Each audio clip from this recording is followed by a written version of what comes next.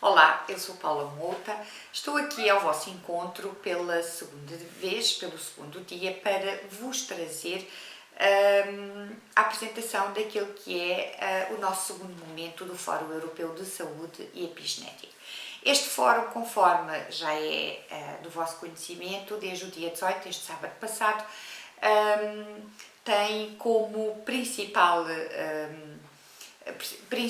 orientação definir, ensinar e mostrar aqueles que são os direitos dos doentes, aquilo que está definido na Carta Europeia dos Direitos dos Doentes.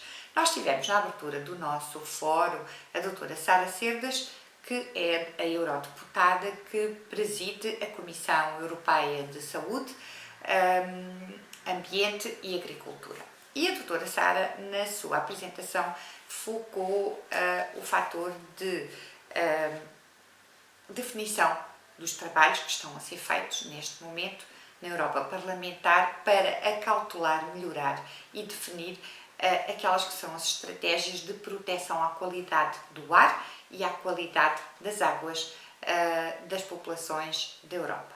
E isto foi uma informação que me deixou bastante feliz. Porquê? Porque nós sabemos, naquilo que a epigenética explica, que a epigenética é a nossa antena universal que sintoniza o que acontece no mundo externo e que comunica sinais ao nosso corpo, portanto, a toda a nossa estrutura metabólica, que nós estamos a desenvolver mudanças no nosso comportamento metabólico que alteram a nossa expressão de DNA.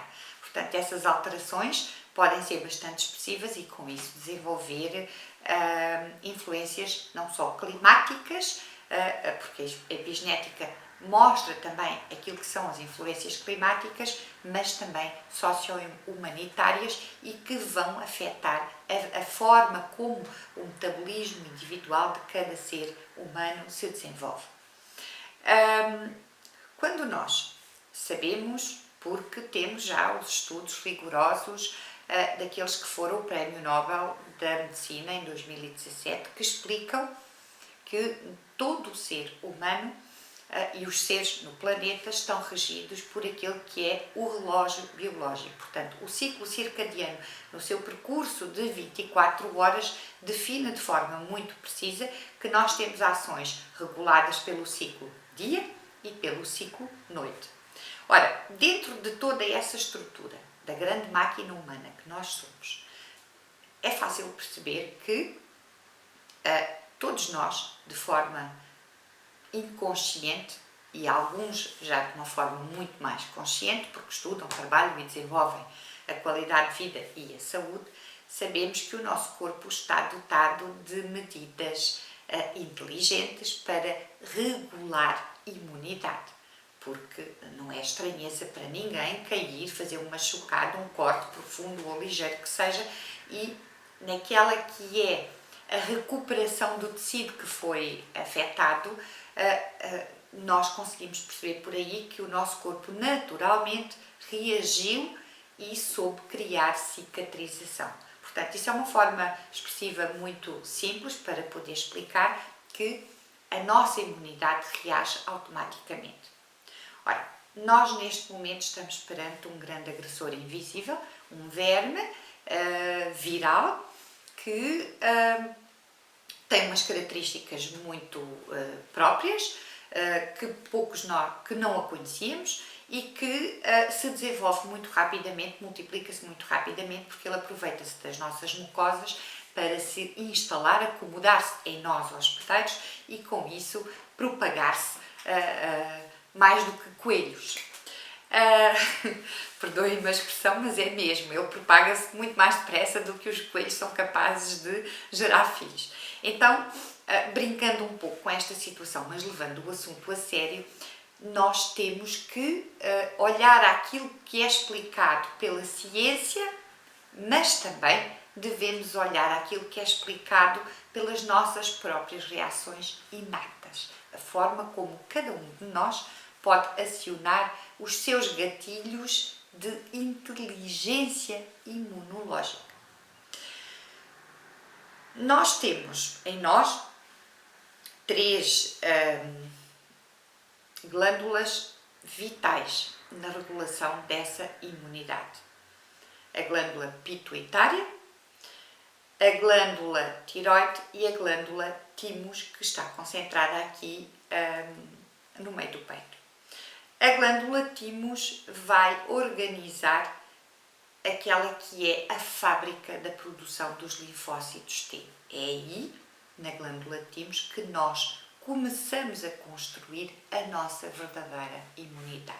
A glândula pituitária é aquela nossa antena de captação que reage emocionalmente, reage ao fator dia-noite e reage na informação que comunica à glândula tiroide e paratiroideia para que nós possamos, nas glândulas hormonais, desenvolver então o processo de crescimento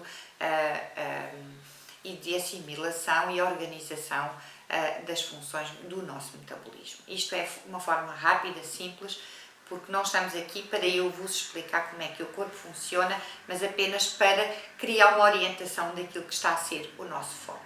Ora, nesta característica de percebermos quais são os nossos direitos enquanto seres doentes, percebermos que, independente desses direitos, nós temos que trabalhar pela sobrevivência e pela imunidade da nossa vida. Nós temos que, neste fórum, tentarmos selecionar para vós oradores das diversas áreas profissionais, quer da medicina, quer da saúde preventiva, quer da sociedade civil, quer da comunicação social, de várias áreas. Nós trouxemos pensadores que vão trazer-nos várias posições de medidas que são preventivas, porque naquela que é a evolução da história, ao longo das várias crises do mundo em agressores de vírus, de pragas, daquilo que as guerras também trouxeram e tudo aquilo que desencadeou o mal-estar da nossa sociedade enquanto seres viventes e enquanto desenvolvimento económico, desenvolvimento industrial, tudo isso ao longo dos tempos foi gerando alterações e modificações ao nosso padrão genético.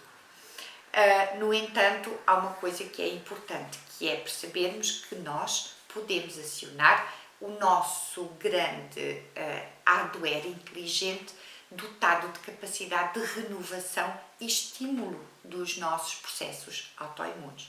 E isso passa por uma qualidade de vida garantida. Quando nós temos na nossa plataforma da Direção-Geral de Saúde a informação do trabalho do Prémio Nobel da Medicina naquela que é a explicação do relógio biológico e que está disponível para todos. Temos toda uma orientação da Ordem dos Nutricionistas que nos mostra que, apesar de não haver evidência científica, que os alimentos, os suplementos e todo o reforço nutracêutico que os alimentos nos dão não fortalecem o nosso sistema imunológico e que, apesar disso, ainda assim, eu continuo a dizer que é na conjugação do alimento, do pensamento, da ação, da reação do nosso corpo, da nossa atitude perante a vida, que nós somos capazes de, nessa junção, mesmo sem a tal evidência científica partilhada ou fracionada, nós temos na explicação dos três cientistas, Jeffrey Searle, Michael Rosbash e Michael Young, temos na explicação daquela que é a definição correta e científica da orientação do nosso relógio biológico, temos aí sim a justificação e a junção para percebermos que nós, seres humanos, somos dotados de uma alta inteligência imunológica.